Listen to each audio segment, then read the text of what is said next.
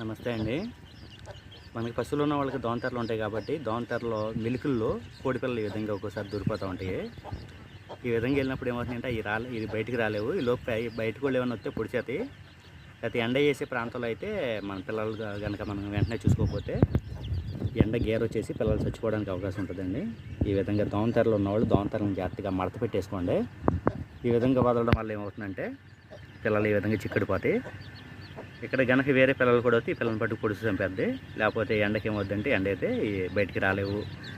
మనం కనుక చూసుకోకపోతే పిల్లలు చనిపోవడానికి అవకాశం ఉంది. అది అక్కడ దారి ఉంది కాబట్టి వెళ్ళింది. ఆ పిల్లలు అటు వెళ్ళకుండా ఇటు వచ్చినట్లయితే కనుక ఆ దారి ఉండదండి.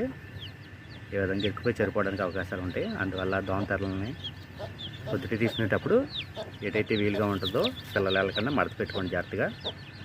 పిల్లలు ఎక్కువ డ్యామేజ్ అవ్వడానికి అవకాశం ఉంటుందండి ఈ విధంగా దోమతెరలలో. ఈ వీడియో కనుక మీకు నచ్చినట్లయితే వీడియోని లైక్ చేయండి, షేర్ చేయండి. మరిన్ని వీడియోస్